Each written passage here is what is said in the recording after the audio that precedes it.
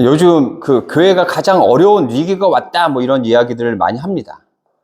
제가 그 신학대학원 들어갈 때가 지금 뭐 목사가 된 지가 제가 보니까 9년 됐더라고요. 제가 갈 때가 한 13년 전인 거죠. 13년, 14년 전이었는데 그때만 해도 경쟁률이 3대 1이었어요. 3대 1의 경쟁률을 뚫고 제가 거기에 들어간 겁니다. 반응이 없습니다. 그때만 해도 그렇게 경쟁률이 있고 서로 목회자가 되려고 했던 때가 있었어요. 그런데 요즘엔 그 인원수 채우기도 어렵다고 그럽니다. 그렇게 사람들의 관심에서 지금 멀어져 가고 있죠. 많은 사람들이 그렇게 위기가 온 것이 코로나 때문이 아닌가라고 이야기해요. 왜 그러냐면 코로나 때 예배를 드리지 못했습니다. 그러다 보니 화상으로 집에서 예배를 드렸죠. 처음에는 준비를 잘해서 예배를 드렸습니다. 하지만 시간이 가면서 하의가 실종이 되고 상의가 실종이 되고 그러면서 점점점 예배를 제대로 드리지 않게 되었죠.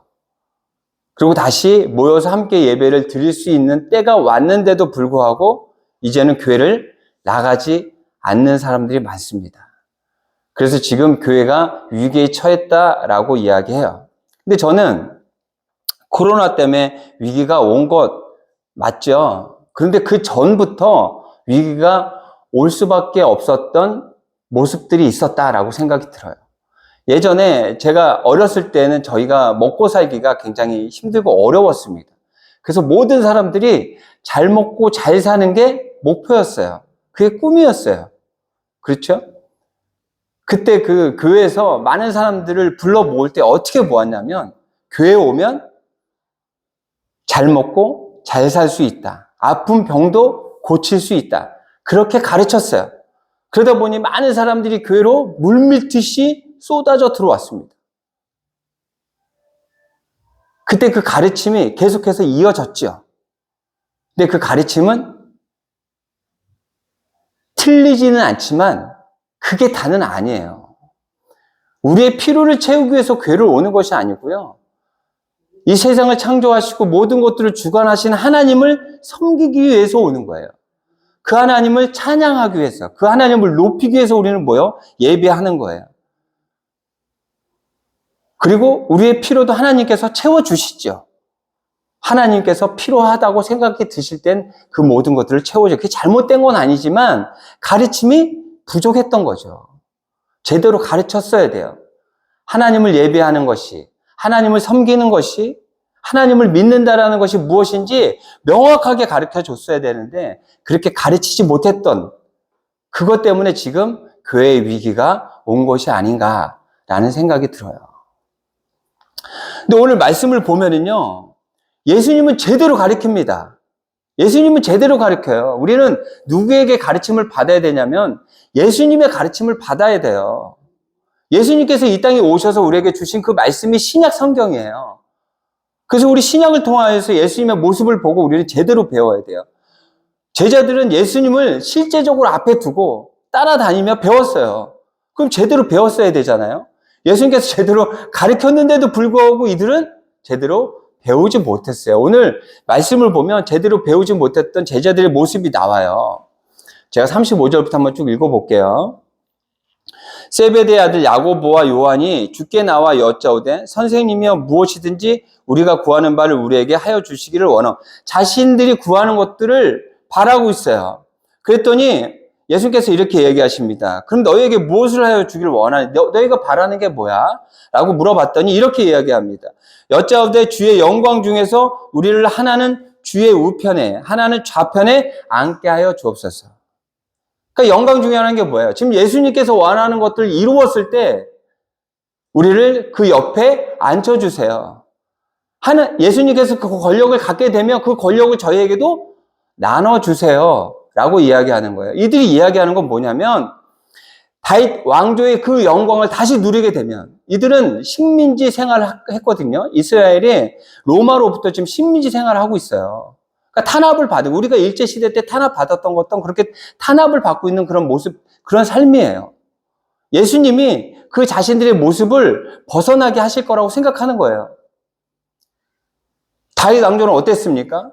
그때 그 지역을 다 정복하고 가장 큰 힘을 발휘해서 그 모든 백성들이 풍성하게 누리며 살아갈 수 있었을 때를 말하는 거예요. 그때로 다시 돌아가고 싶은 거예요.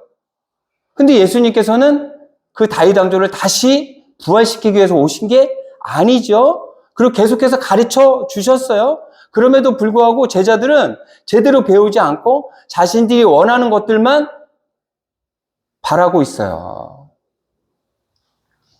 예수님께서 제대로 된 가치를 알려주시는데도 불구하고 잘못된 가치를 지금 구하고 있는 게 제자들의 모습이에요. 제가 지난주에 그 베트남에 대한 이야기를 좀 했잖아요. 그 베트남에서 미군이 질 수가 없었는데 질 수 있었던 그 이유는 그 북과 남이 싸우는데 남쪽에 미군이 주둔하고 있었어요. 남쪽을 위해서 미군을 싸워요. 그런데 그 남쪽에 있는 사람들이 몰래 미군에게 반역을 한 거죠. 쉽게 얘기하면. 그래서 결국에는 미군이 질 수밖에 없었어요. 그들이 베트콩이라고 불렸다고 그랬죠. 지하 조직을 만들어서 미군과 싸웠던 조직이 남쪽에 있었던 사람들, 북쪽에 있는 사람들 그냥 코 푼 거예요. 세상 말로 그냥 아무것도 하지 않고 손도 대지 않고 코 푼 게 북쪽 사람이었던 거예요. 근데 그 남쪽에 있는 사람들이 왜 그랬다고요? 공산주의의 이론이 너무 좋은 거예요. 같이 노동하고 똑같은 수확을 똑같이 나눠 먹는 유토피아, 그 세상을 만들 수 있을 거라고 생각하고 그 공산주의가 될 수 있도록 미군과 싸웠던 사람들이 남쪽에 있었던 베트남 사람들이에요. 그래서 어떻게 됐어요? 미군이 철수했죠. 그리고 군사 물자를 다 남겨주었어요, 남쪽에다가. 근데 그 남쪽에 있는 그 군사 물자까지도 북쪽에 다 팔아먹은 사람들이 남쪽 사람들이에요. 그래서 결국에는 북쪽 사람들이 점령하게 되고 그들의 통치를 받게 되죠. 그러니까 자신들이 원하는 건 이제 이뤘어요. 이렇게 제자들이 원하는 것. 그렇게 이뤘어요, 이 사람들이. 공산주의가 됐어요, 이제. 그럼 자신들이 원하는 유토피아 세상이 돼야 되는데 북쪽에 있는 사람들이 뭐라 그러냐면 한 번 배신한 너희들 도와주러 온 미군 배신했지. 배신했던 너희들 또 배신할걸? 우린 너희 믿지 못해. 그래서 그들을 죽이기 시작해. 그때 그 미군과 싸우면서 정말 많은 사람들이 죽었거든요. 남쪽에 있는 사람들이. 남은 사람이 얼마 안 돼요. 그 남은 사람마저도 다 죽이는 거예요. 그래서 이들이 이제 어떻게 하냐면 화교가 많았다 그래요. 화교들은 부자가 많죠. 화교가 많았다 그래요. 그래서 금부치 돈이 많았다 그래요. 그것만 있으면 이 사람들은 살 수 있거든요. 그 곳만 아니면. 그래서 배를 타고 떠나기 시작하는 거예요. 다른 곳을 자유를 찾아서 떠나가요. 근데 배를 타고 떠나가는데 그 바로 맞은편에 중국이 있어요. 중국 해적이 봤더니 그 배에 뒤져봤더니 보화가 막 있는 거예요. 돈이 있는 거예요. 그래서 그 배들을 다 찾아다니면서 사람을 다 죽이고요. 그곳에 있는 돈과 재물을 다 빼앗아요. 중국 해적들이. 그래서 그 바다에서 몇 명이 죽냐면 30만 명이 넘게 죽었대요. 그 바다에 그 비치가 있어요. 해수욕장이 있어요. 그리고 그 뒤쪽에 보면 큰 불상이 있습니다. 아주 큰 불상이. 그 바다를 바라보고 있어요. 거기서 죽은 사람들의 영혼을 달리기 위해서 베트남 정부에서 그곳에다가 불상을 만들어 놓은 거죠. 그 보트 피플이라는 소리 들어보셨어요? 그때 죽었던 사람들을 보트 피플이라고 불러요. 어떻게든 살아보려고 떠났는데 중국 해적에게 다 죽어 나자빠진 거예요. 그러니까 이 사람들은 있잖아요. 공산주의가 되면 자신들 유토피아 같은 많은 것들을 누리며 경제적인 어려움을 겪지 않고 잘 살 수 있을 거라고 생각했어요. 그런데 결국에는 어떻게 돼요? 죽음이 자신을 기다리고 있었던 거죠. 제대로 된 가치를 몰랐던 거예요. 지금 제자들도 제대로 된 가치를 몰라요. 제가 예전에도 설교에 한번 말씀드렸잖아요. 요즘 그 활동을 많이 하는 아나운서가 자신이 원하는 대학에 들어가기 위해서 방에다가 침대도 놓지 않고 살았대요. 책상에 엎드려서 잠을 자면서 그렇게 공부했다 그랬잖아요. 그래서 서울대학교 정치외교학과를 붙었대요. 근데 붙었는데도 불구하고 목표를 이뤘는데도 공허하더랍니다. 그 공황장애에 굉장히 힘든 어려운 시간들을 보냈대요. 왜요? 제대로 된 가치를 몰랐기 때문에 그래요. 내가 왜 그 학교를 가야 되는지 몰랐던 거예요. 그냥 목표만 세워놓고 그 목표를 향해서 갔던 거예요. 지금 제자들도 이게 무엇인지 잘 몰라요. 지금 예수님께서 그렇게 가르쳐주고 계시는데도 그것이 무엇인지, 제대로 된 가치가 무엇인지에 대해서 잘 모르고 있어요. 너무 안타깝죠. 그런 제자들에게 예수님께서 이야기해 주십니다. 38절이에요. 예수께서 이르시되 너희는 너희가 구하는 것을 알지 못하는도다. 내가 마시는 자를 너희가 마실 수 있으며 내가 받는 세례를 너희가 받을 수 있느냐? 이것은 뭐냐면 고통과 슬픔이에요. 고난이에요. 어려움 겪어야 돼요. 지금 예수님은 앞에 그것을 두고 있다고 분명히 그 앞절에서도 이야기를 하셨거든요. 근데 이들이 뭐라 그러냐면 그들이 말하되 할 수 있나이다. 뭔지도 모르면서 할 수 있다 그래요. 예수께서 이르시되 너희는 내가 마시는 잔을 마시며 내가 받는 세례를 받으려니와 내 좌우편에 앉는 것은 내가 줄 것이 아니라 누구를 위하여 준비되었든지 그들이 얻을 것이다. 누가 받기는 받아요. 받기는 받는데 그것을 내가 주는 것도 아니고 하나님께서 주신다 그래요. 그리고 그것을 얻기 위해서는 어떤 과정을 겪어야 된다. 그 과정이 뭐라고요? 고난과 슬픔, 힘들고 어려운 일들을 겪은 후에 내가 너희가 원하는 그 자리에 갈 수 있다라고 이야기해요. 그러면서 그 세부적인 내용들을 이야기하죠. 세상의 사람들은 어떤 모습이고 또 그 모습이 아니라 지금 예수님께서 우리에게 가르쳐주고자 하는 모습은 어떤 모습인지 그 다음 절들을 통해서 이야기하고 계셔요. 41절이에요. 42절이에요. 예수께서 불러다가 이르시되 이방인의 집권자들이 그들을 임의로 주관하고 그 고관들이 그들에게 권세를 부리는 줄을 너희가 알거니와. 이제 권력을 이제 가졌어요. 권력을 가졌어요. 권력을 가진 사람들은 어떻게 합니까? 사람들을 위한 권력이라고 이야기하지만 결국에는 자신을 위한 권력을 쓰죠. 그 이야기를 지금 하고 있는 거예요. 고관들이 그들에게 권세를 부리는데 누구 때문에 권세를 부리냐면 누구를 위한 권세를 부리냐면 본인들을 위한 권세를 부리고 있다라고 이야기해요. 세상은 그래요. 그 남쪽에 있는 그 베트남에 가잖아요. 제가 이번에 갔을 때 보면 학교가 있죠. 우리는 학교 건물이 있으면 그 앞에 큰 운동장이 있죠. 그걸 보면서 굉장히 기쁘잖아요. 아, 아이들이 저기서 뛰어놀겠구나. 좋은 시간을 가질 수 있겠구나. 근데 운동장이 없어요, 베트남에. 학교에. 왜 그런지 아세요? 북쪽에 있는 그 권력을 갖고 있는 사람들이 남쪽에 있는 사람들이 함께 모여서 운동을 하면서 단결되어질까 봐. 자신들에게 대적할까 봐.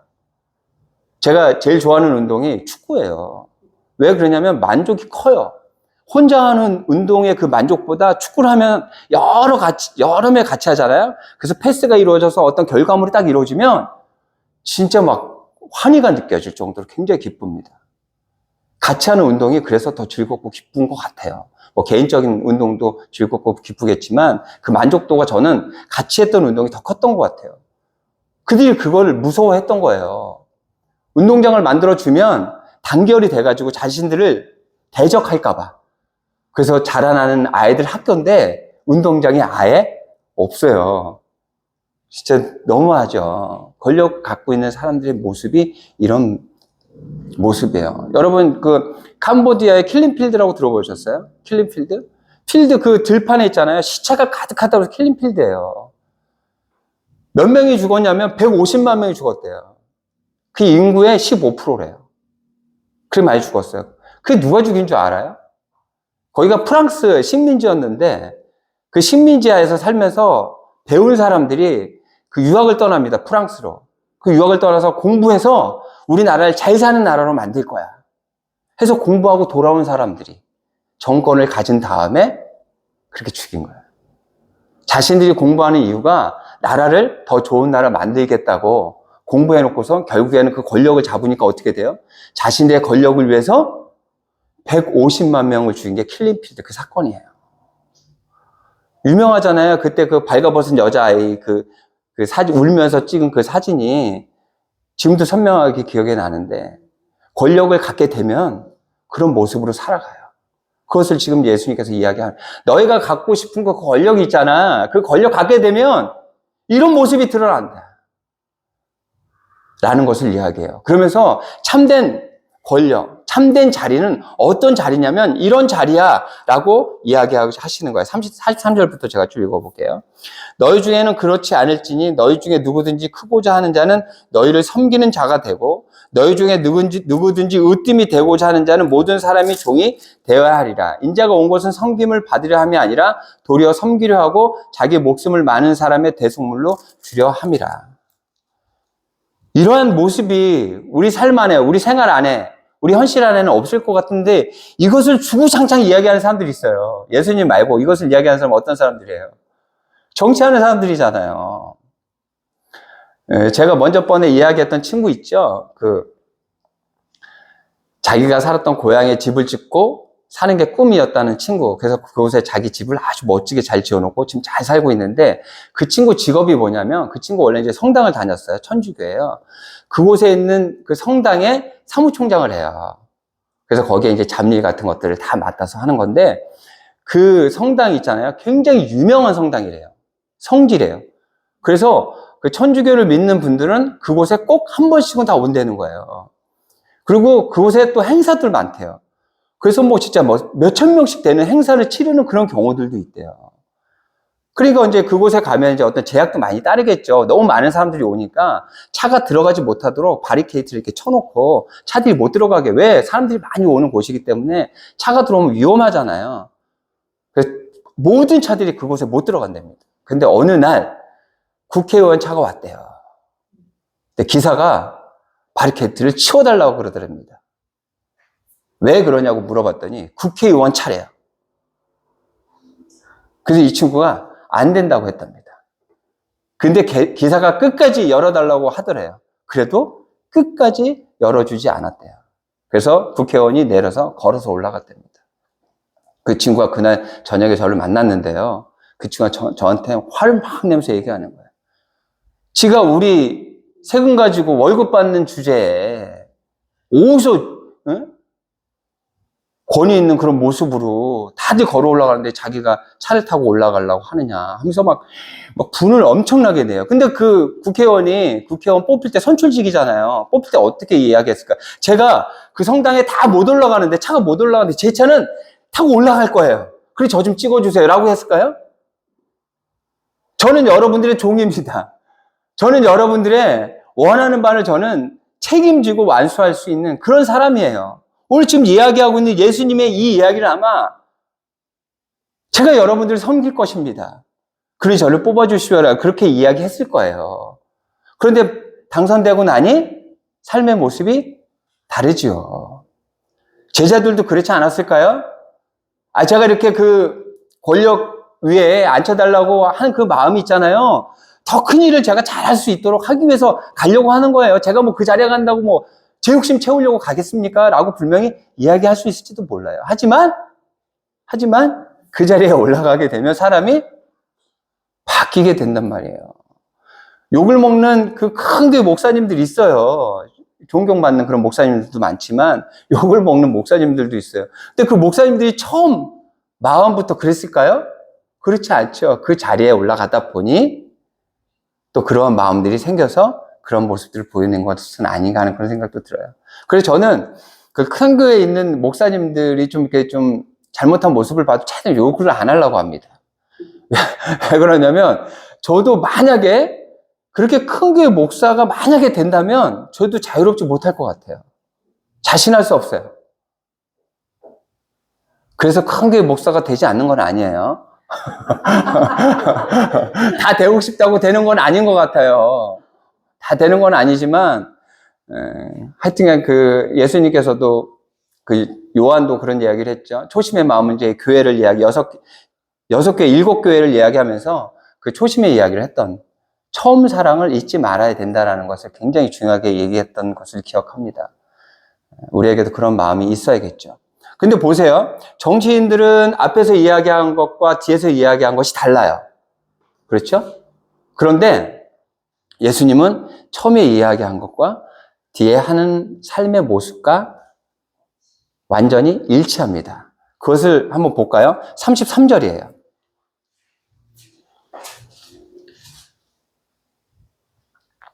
33절. 같이 한번 읽어볼까요? 얼마 안 돼. 33절, 34절 같이 읽어볼게요. 시작.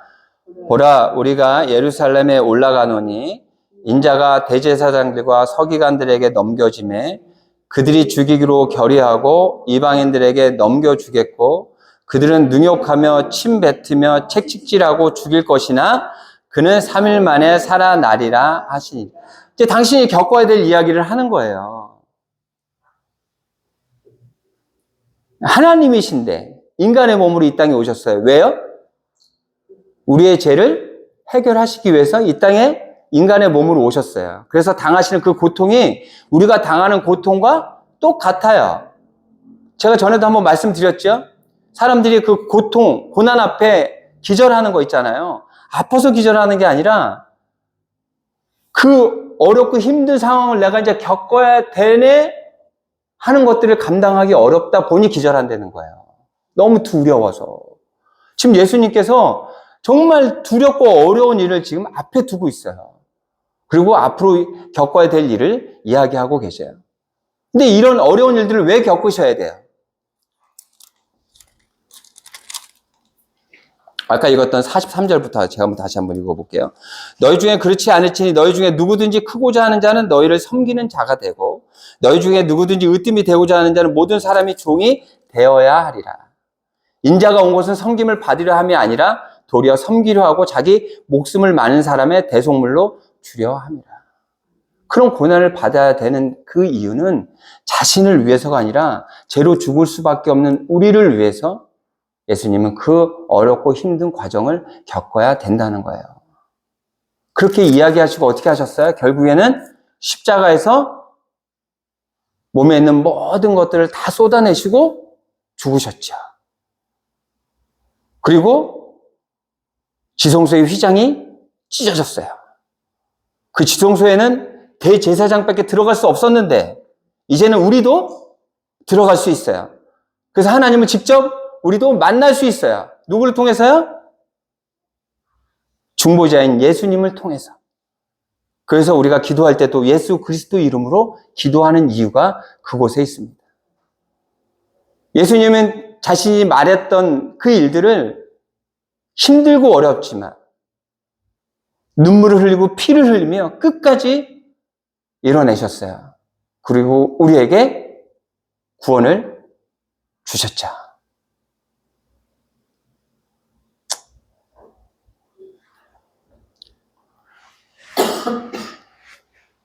우리의 삶도 굉장히 이기적인 삶 같아도 부모의 모습을 보면 예수님의 이러한 모습들이 담겨져 있어요.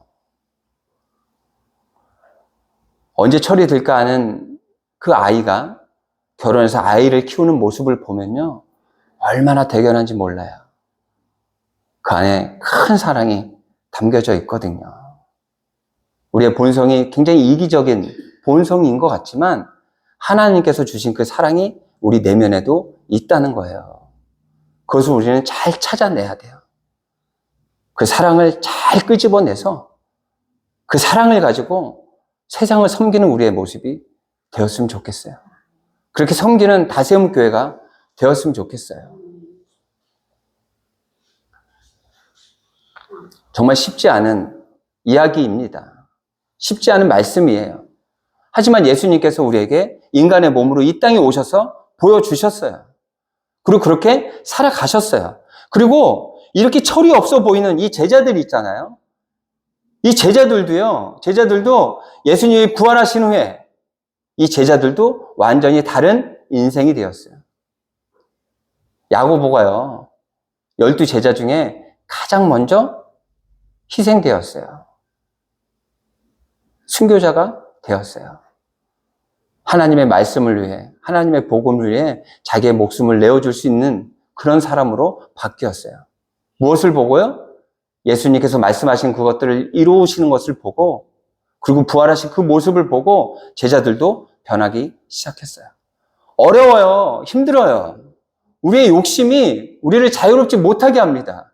우리의 이기심이 우리를 자유롭지 못하게 해요. 하지만 우리 내면에 있는 하나님께서 주신 그 사랑을 끄집어내서 자식을 사랑하는 것 같이 세상을 사랑하고 세상에 손을 내미는 우리가 되어야겠습니다. 그리고 다세움교회가 그런 역할을 충분히 감당하는 작은 빛이지만 정말 사람들이 그 작은 빛을 볼 수 있는 그 역할을 하는 교회가 되었으면 좋겠습니다. 그렇게 살아내시는 여러분들이 되시기를 바랍니다.